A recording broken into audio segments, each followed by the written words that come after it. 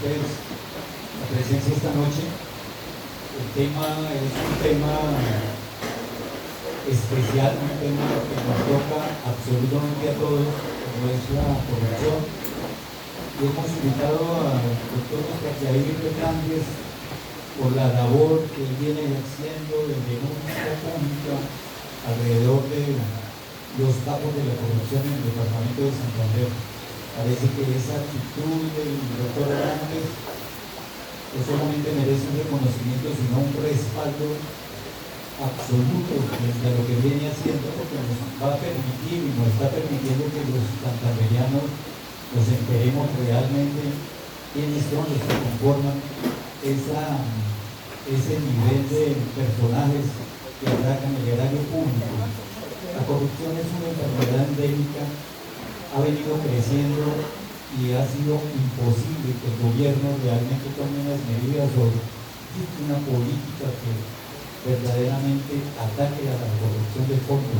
Desafortunadamente están cooptados la mayoría de los organismos de control, está cooptada las gobernaciones, las alcaldías, y lo único que nos queda a los ciudadanos que vemos asombrados cómo se roban la plata del erario público, la plata de los niños, de la comida de los niños, la plata de la salud, la plata de todas las posibilidades que tengan de robarse en la alcaldía y en las gobernaciones, que la están robando miserablemente sin que pase absolutamente nada. Entonces, yo creo que iniciar un diálogo abierto alrededor de la corrupción, buscar posibilidades que la ciudadanía tome conciencia y buscar alternativas a partir de la sociedad civil que permita realmente no solamente identificar y señalar a estos capos, sino exigirle al Estado una política mucho más concreta de lucha contra la corrupción. Entonces, este es un primer foro, un primer conversatorio que hacemos buscando también no solamente compartir esta denuncia que viene haciendo el doctor Oscar Yair, sino también tomando conciencia y mirando alternativas que desde la sociedad civil, desde las universidades, desde las diferentes ONG, se pueda posibilitar una dinámica que pare, porque es imposible que el país siga en esta situación. Son billones de pesos los que han robado y cada día, pues lo único que hace el gobierno es hacer reformas tributarias para tapar los huecos. Los que más sufren pues son los pobres y la clase media colombiana. Entonces yo sí creo que es un tema de mucho interés, de mucha importancia, y quiero agradecerle a Oscar Yair esa generosidad de compartir con nosotros un proyecto de FUSADER, de la Fundación Santanderiana para el Desarrollo Regional, y el Movimiento Cívico Conciencia Ciudadana, y estamos muy preocupados por la situación que vive actualmente el departamento y la mayoría de los municipios de la región. Lo dejo, doctor Yair.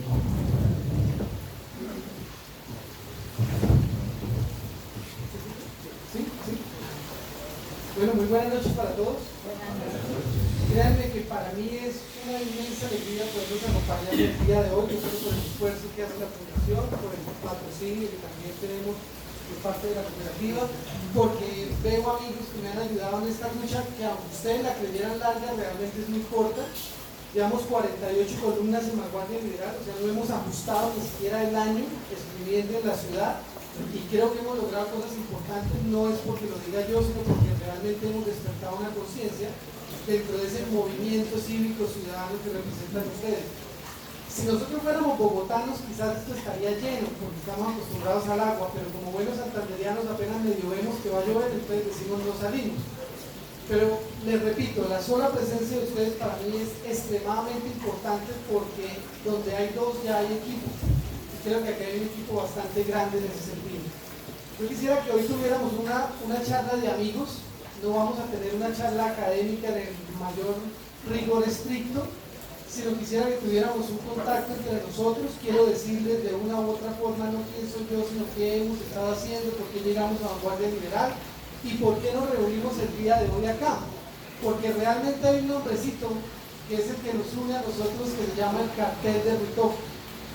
Pero yo quiero arrancar con esto, y por eso decidí escribir. Yo normalmente poco escribo para venir a una conferencia o un conversatorio, pero quiero que esto quede tan claro, que me tomé pues el atrevimiento de traerle estas letras para poderlas conversar con usted.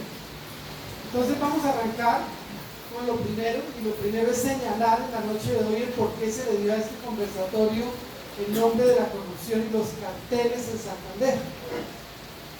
La respuesta podría ser lógica si se tiene en cuenta la secuela que yo he venido desarrollando en las páginas de Vanguardia Liberal, pero la verdad es que las cosas van mucho tiempo más atrás.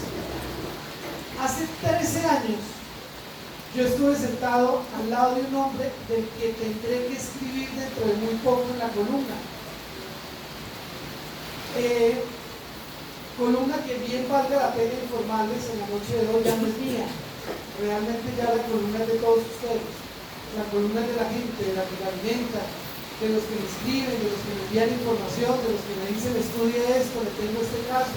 Hace poco recibí una llamada muy generosa de un señor del municipio del Palmar. Entonces le dije, ¿usted cómo consiguió el teléfono? Me dijo, doctor, es que aquí lo leemos y queremos mostrarle un caso que tenemos nosotros con el gas natural en el municipio que desde hace más de 8 meses que nadie nos lo ha querido colocar. Esa es la verdadera satisfacción de la columna, cuando la gente la llama, lo llama a uno y comienza a entender que esos espacios son de ustedes. Entonces hago la aclaración que esa columna ya no es mía, sino de la sociedad misma, pasó a ser del pueblo. Y por eso que estamos aquí reunidos, porque nos reúnen esas letras, esas denuncias, esa lucha que hemos arrancado con ese tema. Doctor Salas, buenas noches, me alegra mucho venir. ¿Cómo le va? Este hombre, para retomar el caso con el que me senté hace 13 años,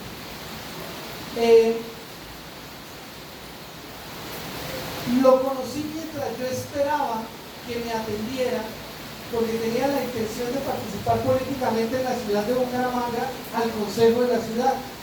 Pero para que yo pudiera tener un cupo en esa lista tenía que ir a hablar con él.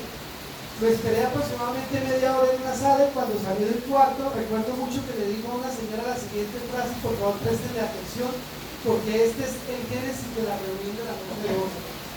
Le dijo: siga esperando que le escriba una carta para que me cumpla el compromiso, ¿no?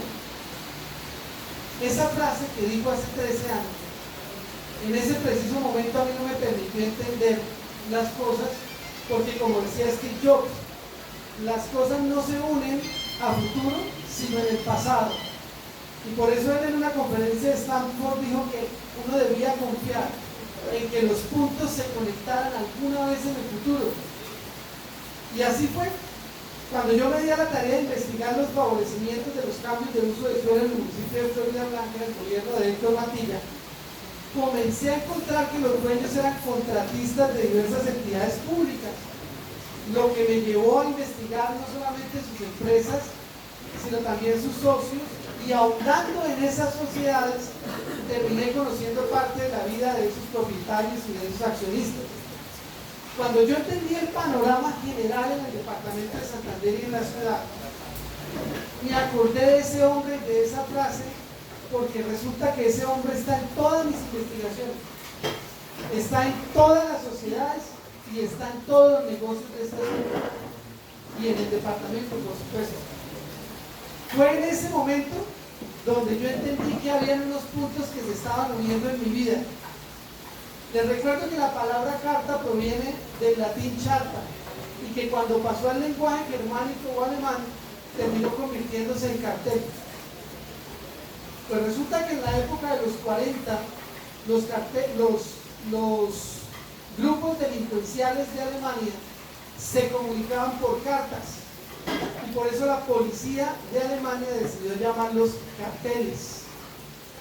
Entonces, en ese momento, yo tengo presente el panorama general de la corrupción en el departamento y tengo en mi cerebro la imagen de ese hombre que decidí encontrar en todas las investigaciones diciendo: sigue esperando que le escriba una carta para que le cumpla el compromiso. En ese momento en mi mente nació figurativamente el cartel, pero este resulta ser mucho peor que el de la contratación de Bogotá, recordado por todos ustedes con la contratación de los Nules. Lo que me faltaba era colocarle una denominación para poderlo diferenciar de los demás carteles del país. Y encontré algo tan particular.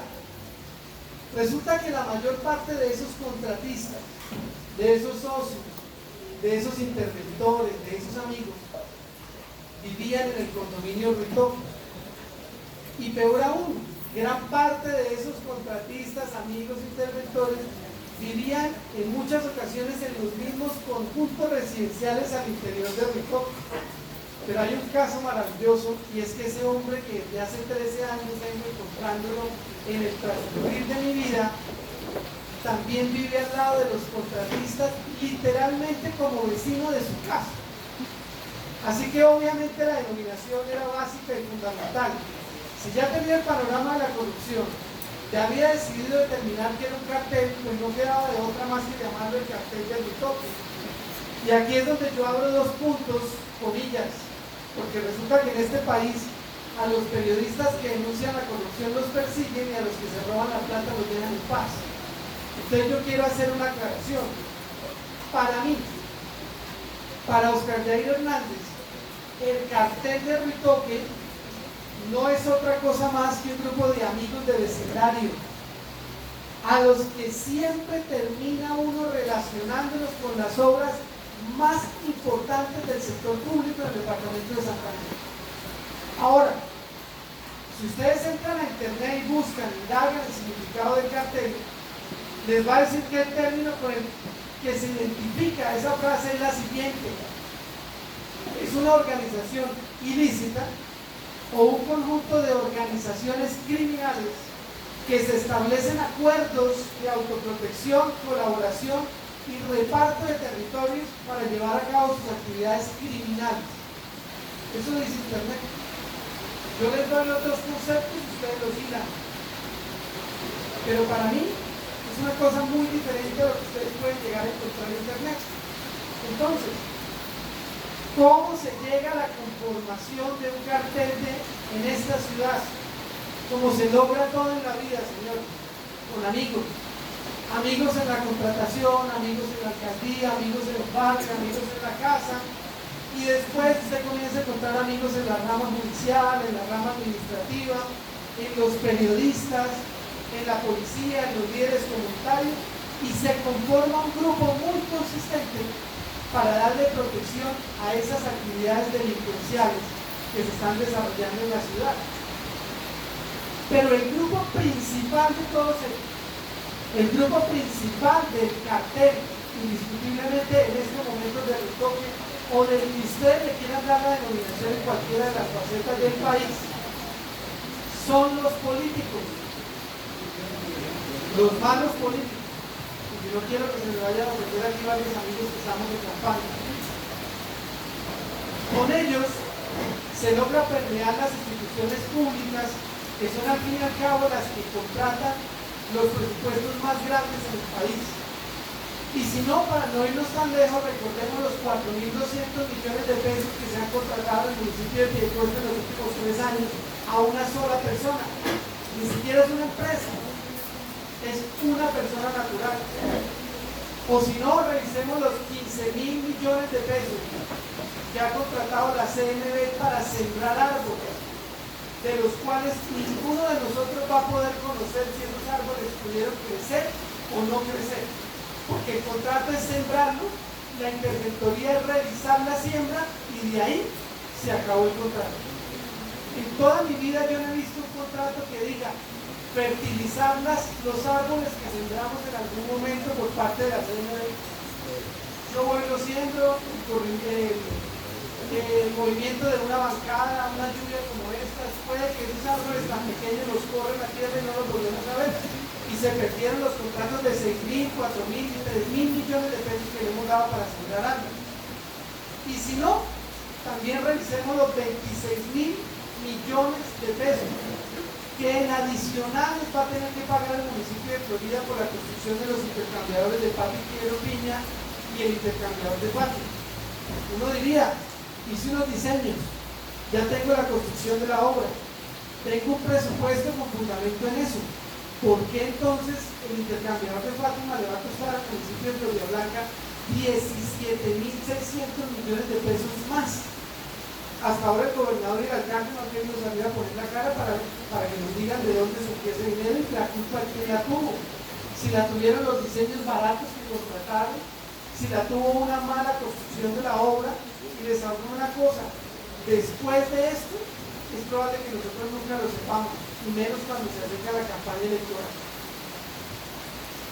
Esto lo lleva a tener un poder ilimitado, porque conozco el caso en este momento de San Gil, de una obra a la cual le cambiaron la topografía porque había que mover aproximadamente 8.000 metros cúbicos de tierra más. Pero no crean que es porque la obra lo requería, es porque de ahí van a sacar la plata para pagar una campaña en el municipio de San Gil.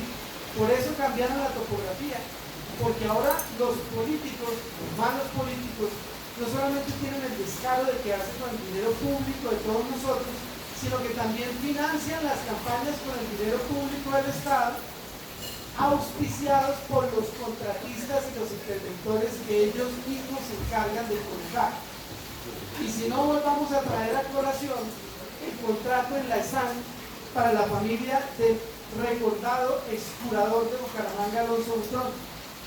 Se la ganan los hijos, le entregan esa licitación y la interventoría se la entregan a una sobrina del papá, del dueño del que se ganó la licitación, en donde nosotros podemos encontrar fotos en Navidad, en Año Nuevo, en la graduación de la interventora, porque es su sobrina. Y viene la pregunta más triste de todas, que me la hacía el señor David Lizarazo hace poco en el programa La Tormenta Política. ¿Y qué pasa? Y se los digo, no pasa nada. 48 columnas exceptuando la primera. Y aquí les cuento la primera anécdota de esta noche. A mí me llama Vanguardia Liberal y me pregunta que si quiero escribir. Yo por poco me pongo a llorar ese día, porque resulta que mi señora madre, que me acompaña acá, trabajó en Vanguardia Liberal muchos años. Entonces, gracias al trabajo de mi señora madre, que fue profesora toda su vida, profesora también de la concentración escolar La Cumbre en Florida Blanca, pero alternó su trabajo en el departamento de publicidad de Vanguardia Liberal. Gracias a eso, nosotros pudimos vivir bien, y por qué no decirlo, gracias a Vanguardia Liberal, en parte pude lograr también mis estudios superiores por el esfuerzo que hacía mi madre en esa empresa.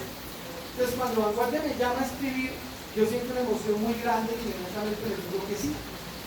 Y la primera columna que escribí, la escribí referente a los curadores. Mi especialización es Derecho Urbano en la Universidad de Abril de Medellín. Entonces yo asesoro curadurías, asesoro municipios, secretarías de planeación, y arranqué por ahí. Y ríanse ustedes que la primera columna la escribo un miércoles, y el jueves me llama Camacol y me dice que si los quiero asesorar en el POT de Florida Blanca. Les digo que sí, que los voy a asesorar. Decidí estudiar el POT viernes, sábado y domingo.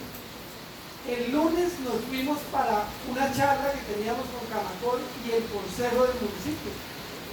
En ese momento tomo el micrófono y le doy mis pareceres frente al POT de Florida, y lo que recibí fue una andanada por parte de la secretaria de Planeación, donde literalmente lo que manifestó en la reunión era que yo no sabía el plan de ordenamiento territorial, que tenía que aprender a leer planos y que estaba completamente equivocado. Cosa que me lo digo delante de mi cliente en ese momento, que no era nada más que Camacol. ¿Se imaginarán ustedes ese sentimiento profesional que pude sentir, por no llamarlo incomodidad, en ese momento?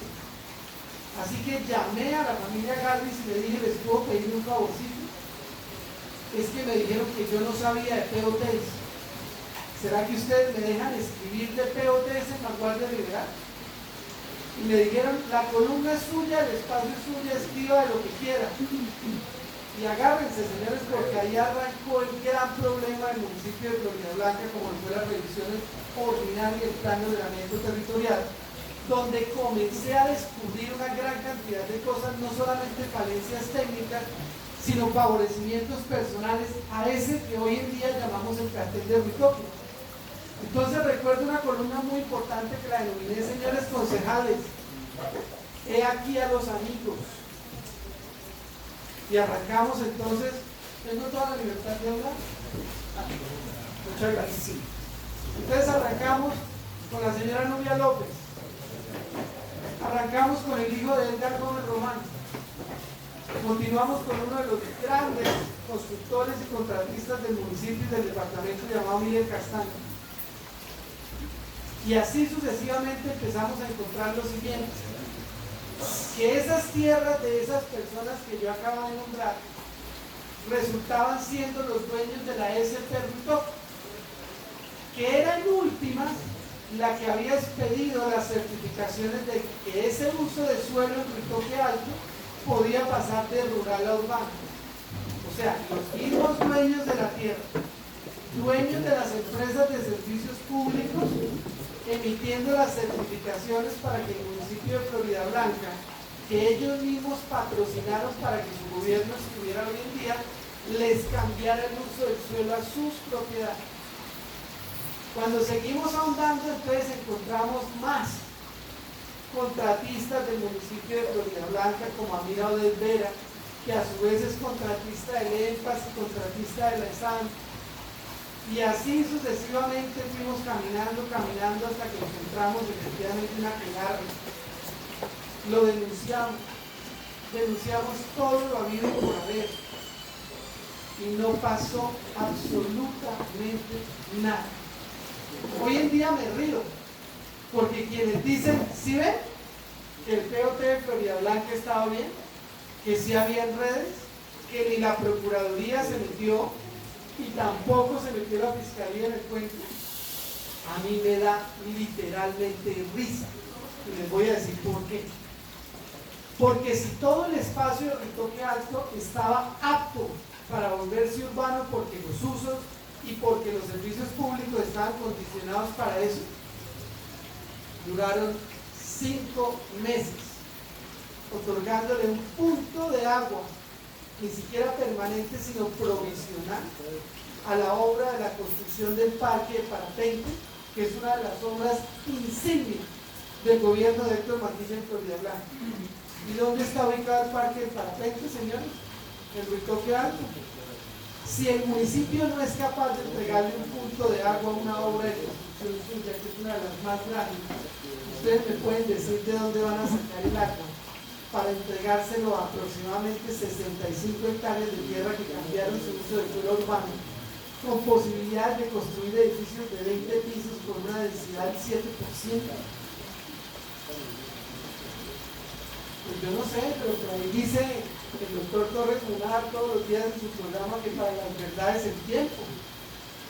Entonces vamos a ver en el transcurrir del tiempo si son capaces de sacar siquiera una licencia de construcción con la capacidad de otorgarle los servicios públicos a un edificio. Vamos a ver.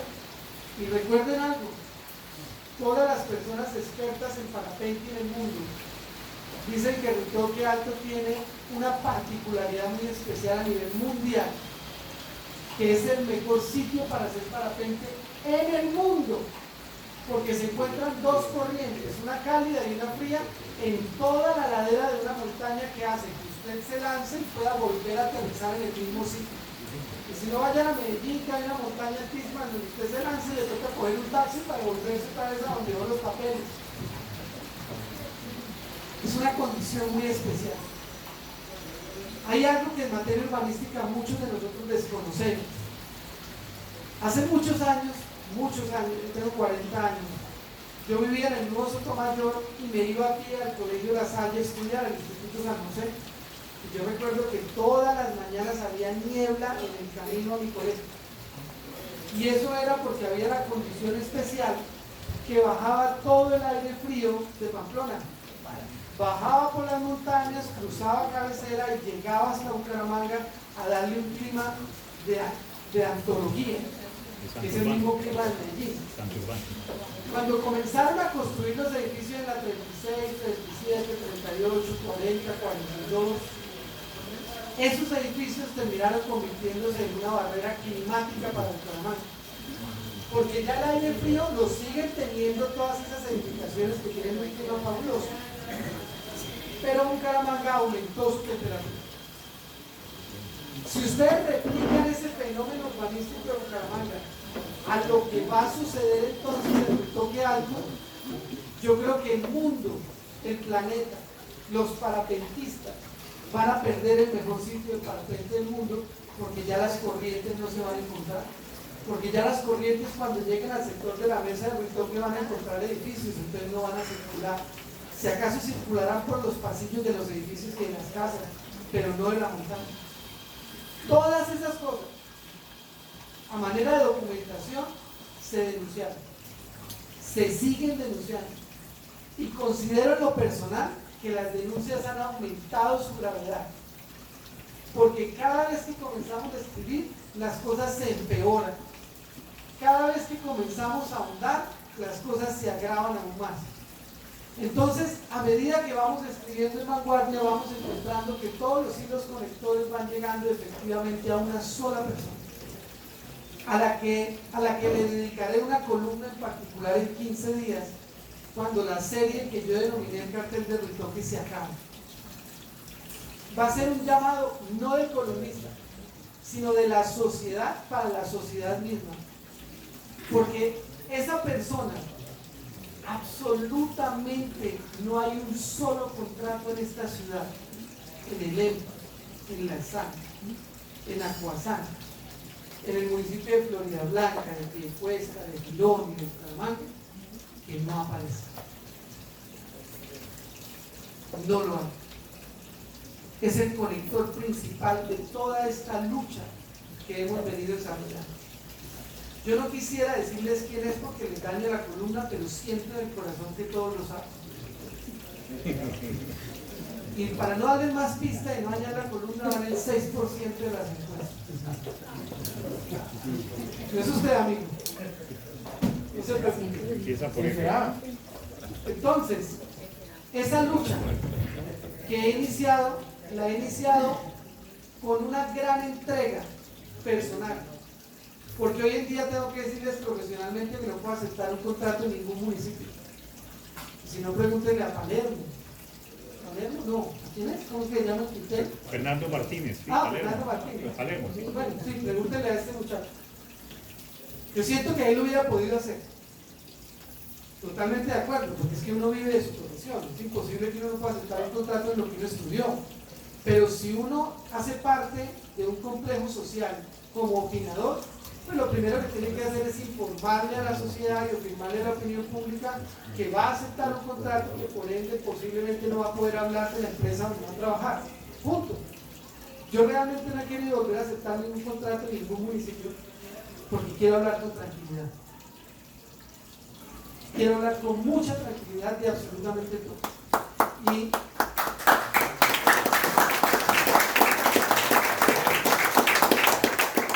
gracias. Y a quienes se pregunten por qué carajos usted no ha hablado de Bucaramanga, es la misma respuesta que les voy a dar de por qué no he escrito de Málaga o por qué no he escrito de Socorro. Porque el tiempo literalmente no nos da y el espacio no me da. El tema de Vitalogy, hay un señor, un diputado, Edgar Suárez, lleva 3 años dándole al tema. Yo considero que hablar de Vitalogy primero es un irrespeto a una persona que lleva estudiando el tema y denunciándolo constantemente, como para llegar uno y decir, mire, esta es la denuncia y de pronto pararse encima del trabajo de los demás. Yo lo respeto. No hablo de Bucaramanga por la sencilla razón de que estoy concentrado en mi trabajo en Florida Blanca porque me parece, a mí, que ha sido la peor administración de todos los tiempos en Florida Blanca. Y ustedes me dirán, ¿es un ataque a la juventud? No, no lo es. Porque es que hablar de Mantilla no es hablar de los jóvenes. Hablar de Mantilla es hablar de las malas prácticas políticas en la ciudad. Eso es una cosa completamente diferente. ¿Sí?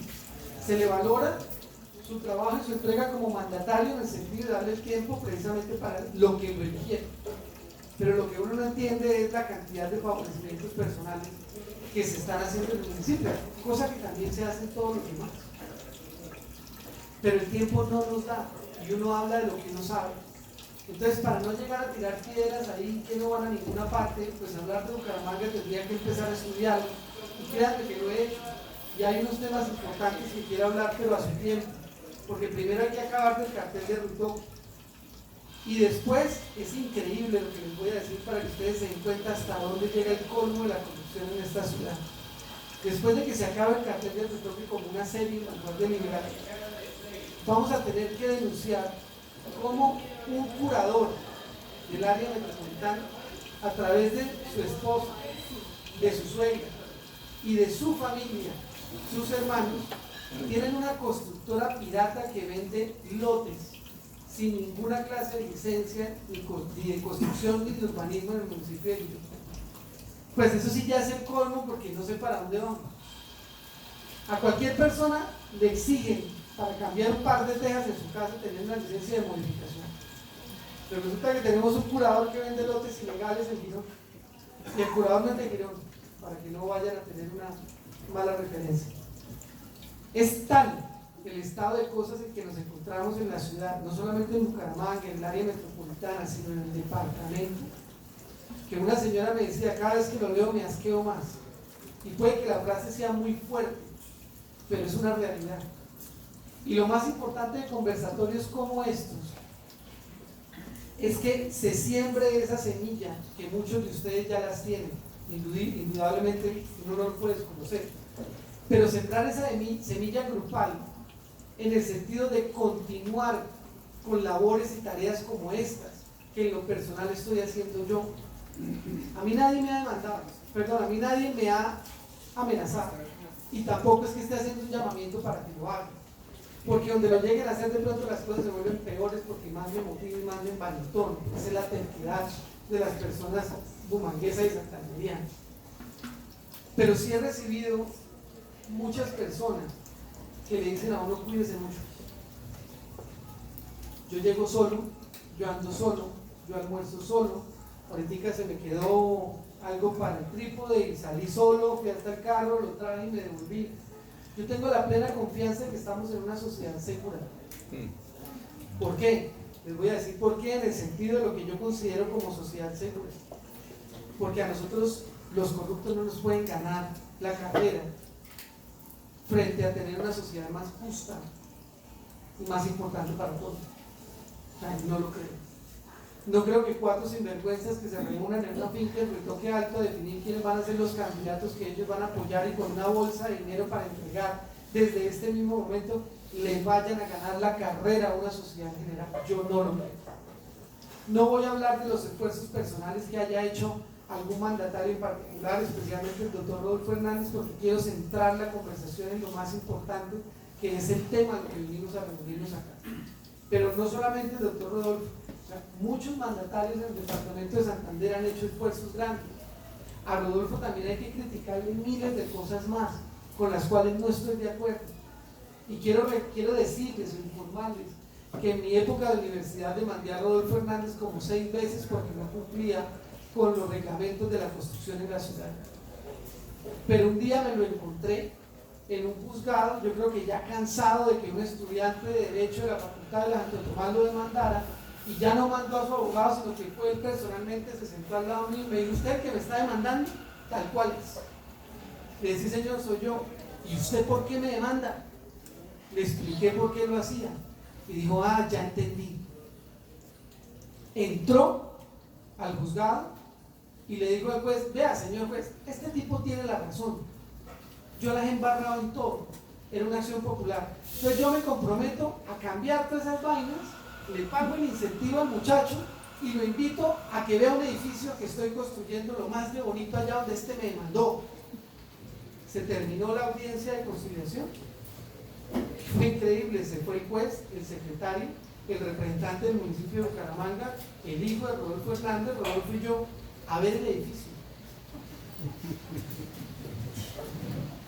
Yo en ese momento quizás no entendía lo que estaba pasando, pero comprendí que era un hombre completamente diáfano, que reconocía sus errores, pagaba lo que tenía que pagar, pero más allá del daño que podía ocasionar a la sociedad, lo que quería era mostrar las cosas buenas que estaba haciendo. Y por eso vuelvo y repito, hay muchas cosas que hay que criticarle, hay muchas cosas que hay que alabarle, pero no solamente a él, porque quizás Héctor Manilla también tenga cosas buenas, lo que pasa es que yo no me las veo. Esa es la diferencia. Puede que se las vean otros, yo no le he encontrado una. Entonces, como lo dije al principio, es un esfuerzo personal en el cual me ha acompañado gente de la radio, me han acompañado gente valerosa que trabajó en la UIS, personas como ustedes que le han dado realce a lo que se viene haciendo, muchas de las personas que están aquí con el solo hecho de leer la columna, porque para mí no hay nada más importante que mi lector, porque ustedes no se alcanzan a imaginar el esfuerzo que hay detrás de esas escasas 350 palabras que escribo cada jueves. Tengo que resumir de la manera más concreta todo lo que está sucediendo en la ciudad para que ustedes no solamente lo puedan comprender, sino también para que hagan algo mucho más importante, que lo puedan replicar. Cuando a ustedes les llega al celular la columna, yo siempre le digo a la gente, tómese el tiempo de enviársela a otro más. O tómese el tiempo de compartir el periódico con otra persona. Hay columnistas que en estos momentos importantes tienen aproximadamente entre 300 y 500 o 600 lectores.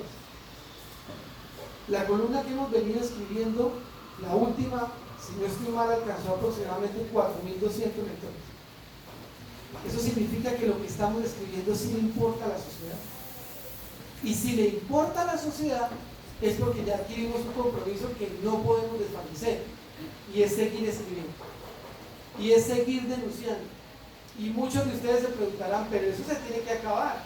Pues cuando recibí la llamada del municipio de Palmar, dije, esto apenas acaba de empezar. Porque no hemos ido a Cimitarra, no hemos ido a Chima, no hemos ido a Málaga, no hemos ido a Pangote, a Molagavita, a Macaravita. Nada de eso se ha tocado. Que normalmente son los municipios que nadie ausculta. O Santa Bárbara. Arrancamos el jueves con una columna de la Mesa de los Santos.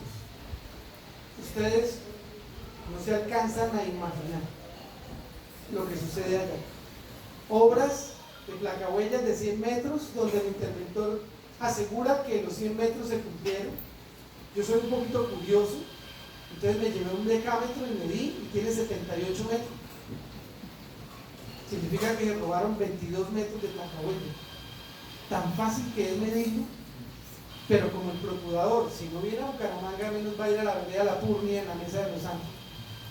Pues está todo el camino abierto para que se constituya toda esta clase de ilegalidad. Todas esas cosas hay que descubrirlas. Yo no recibo nada a cambio por eso, quiero hacer la aclaración. Vanguardia no le paga a sus columnistas, porque pagarle significaría que su opinión, o por lo menos la credibilidad en el periódico, pasa a ser una mercancía, y esto no lo es. Es un tema de ciudadanía y de compromiso. ¿Que me ha cerrado puertas? Sí, pero me ha abierto más que las que me ha cerrado. No por temor, porque hace poco fui a una reunión a hablar con Leslie Cali porque quería comentarme precisamente un caso y estaba en la oficina de Quintín Herrera se llama, ¿verdad? Quintín Herrera. Ok, entonces cuando yo toqué la puerta para entrar, Leslie le dijo, mire, doctor Quintín, le presento a Oscar Yair, y la respuesta de Quintín fue, Dios mío, qué miedo, ¿cómo le va? Pues el tema no es generar temor, el tema no es generar miedo, que usted toque la puerta y le tenga pavor. El tema es generar conciencia ciudadana de que las cosas no se siguen haciendo como se vienen haciendo. Por favor, es que la contratación solamente de la CNB está en manos de 7 personas. 7 personas que se han quedado con los contratos más grandes de esa corporación. Dentro de poco ya estoy investigando, una ciudad es viva, ¿no? Una ciudad tiene venas. Yo la miro de la siguiente manera, se lo decía a mi hijo el día que me acompañó a recorrer esos senderos. Bucaramanga es una ciudad que está en una meseta. En la parte de arriba tenemos los cerros orientales, por donde recoge todo el agua desde Morro Rico y precisamente desde Santurbán, recorre todo el agua y llega a nuestra meseta para que esas aguas fluyan de manera superficial